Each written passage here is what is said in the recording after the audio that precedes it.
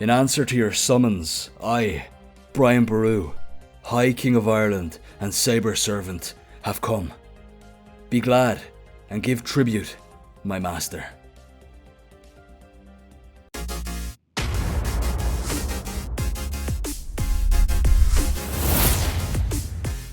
Hello everyone and welcome to the Anime Void. I'm Brian, your host, and today I'm remaking my video covering my Saber fanservant, Brian Boru. This will be going over the same information as the first video, while also adding quite a bit, along with some polish. If you want more videos like this, or for me to update the other standard classed fanservants, be sure to let me know down in the comments below.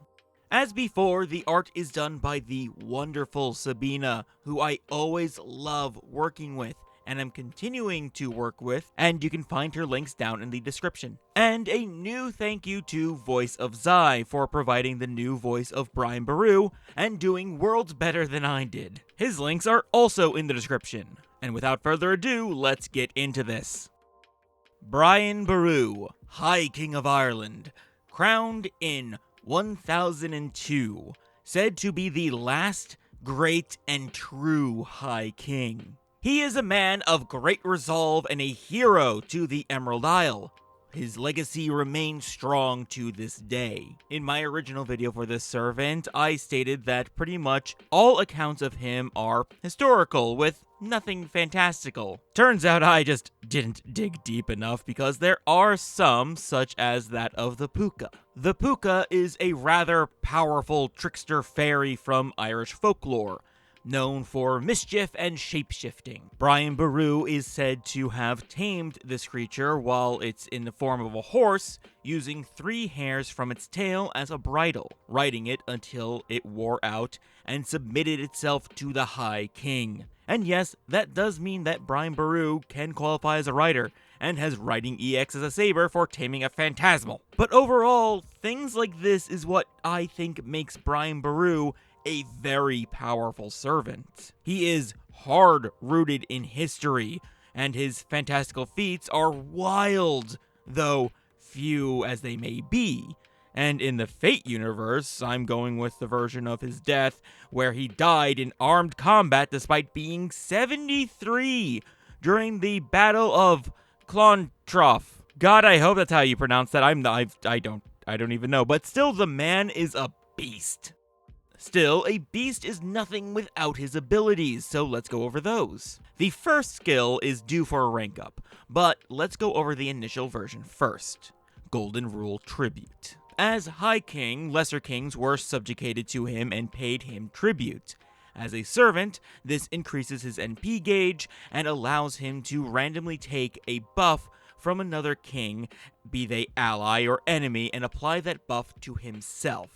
It also goes the extra mile of him having the name Brian of the Tributes. A good ability to be sure, but can be better and incorporate more story. So let's rank it up to Leafal. Now, Leafal means Stone of Destiny or Speaking Stone, and is used as a coronation stone for the High Kings of Ireland. It also has a mystical side to it, a la Sword in the Stone, though just the stone in this case. It is said that when the rightful High King put his feet on it, it would roar with joy. Furthermore, it would rejuvenate, invigorate the king, and was said to have last cried out at the coronation of Brian Boru, and has remained silent ever since. With this in mind, Leafal's NP gauge increase now makes way more sense, and now it also regens health at the end of every turn for a bit. And the stone remaining silent does segue nicely into the next skill,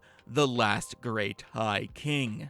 This skill is to showcase what it means to hold such a distinction, the power and longevity that it holds. So, Brian Boru gains invincibility and critical stars, while also increasing his attack and buster efficiency. He is enduring, and he is mighty. And it's not just his power that's enduring, his legacy is as well, which is manifested in his third skill, Symbol of Ireland.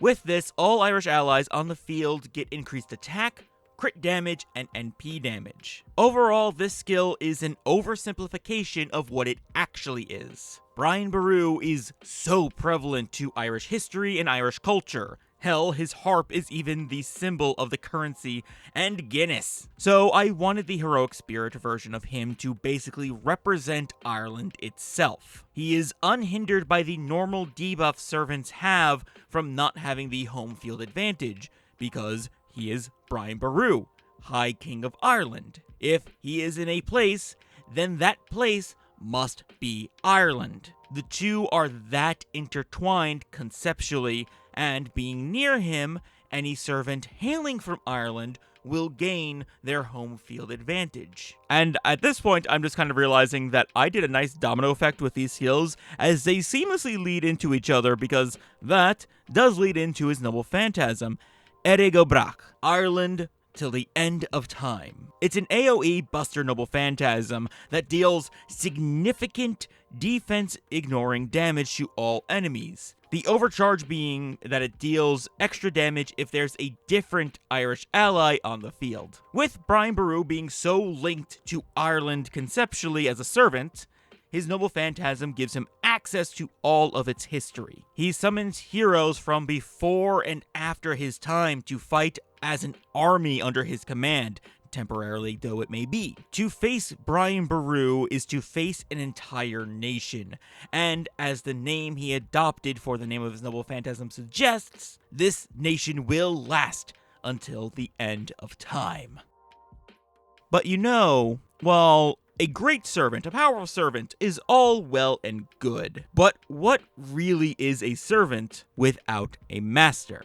Though before I answer that, if you are enjoying this video, you should let me know by liking it and subscribing to the channel. And if you want to know when I upload more fanservant videos or any video, you should hit that bell icon and get the notifications. Anyway, if you have been subscribed for a while, you might know I've briefly mentioned my own personal fate story that I call Fate Unwritten Lines. It's a whole Holy Grail war, and we'll maybe get a video one day to go over the overall plot, depending on interest. But I can go over characters, as my standard class fanservants do appear in the story, and of course, they each need a master. And the master of Brian Boru is the Clock Tower mage, Clayborne Mycroft. Thank you so much to Subterranean Junk for providing the art. She came out amazing.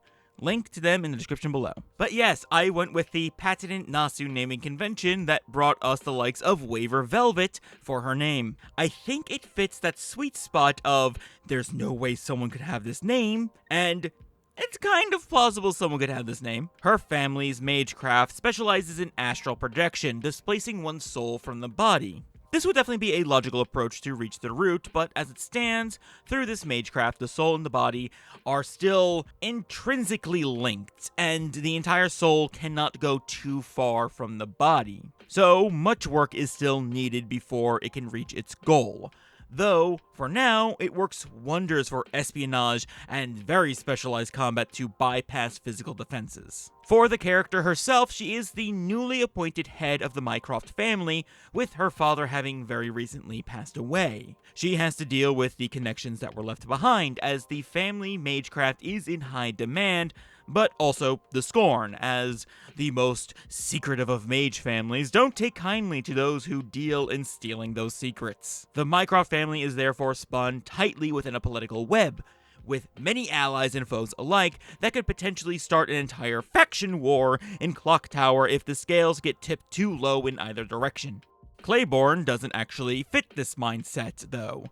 She tries to come off as tough and mysterious, and being just over 6 foot tall, she can certainly come off as intimidating, but she is a big old softie. She's overly kind and gentle, falls in love hard, and can be blinded by it. And that's what leads her to trouble. Brian Boru wasn't actually her first choice for a servant. It was actually the archer, Hua Mulan. And as you can tell by the channel's banner, she doesn't get to summon her. Enter Maya Hanagami, a truly mysterious young woman from Japan who comes to Clock Tower and seems to immediately put herself against the grain. She excels at almost every spell she's taught, almost as if she learns it the moment that she sees it demonstrated. She's unflinching, standing against members of older mage families, and backs it all up. Plus, she's a flirt and a smartass, never seeming to take a moment too seriously, going with the flow of things around her, or perhaps she's controlling the flow.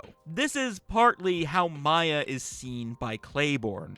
Claiborne has had many thoughts on the woman ever since they first met. It wasn't love at first sight, but the interest was immediate. That interest would swiftly become admiration, admiration would become a crush, and then finally, our redhead was head over heels. However, it should be noted that even though she is the protagonist of my story, Maya Hanagami is not a good person.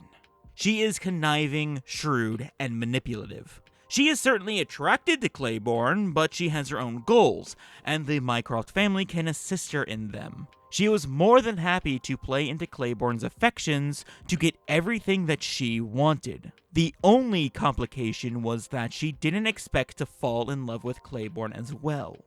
Though she had, and has, toxic intentions, she never acted on them until the very end. But still, Maya had to make herself decide what was more important, her and Claiborne's happiness, or the world that she wanted. Hating herself, she would make her choice, stealing the catalyst for Hua Mulan and leaving a letter behind as she went off to the location of the Holy Grail War, Hokkaido. Of course, Claiborne was not going to be taking this lying down. She grabbed her spider web and pulled every string she could for information and a new catalyst. She would summon the Saber Brian Boru and go to Hokkaido herself to win the Grail, and, more importantly, make Maya Hanagami pay.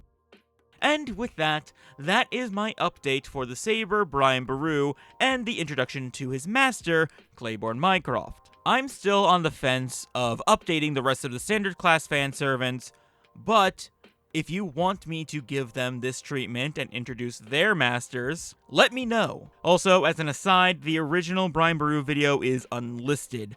For now, I think you should be able to find it in the playlist still, but it's not deleted or anything. With all that said, thank you so much for watching, and I hope to catch you next time in the void. Later.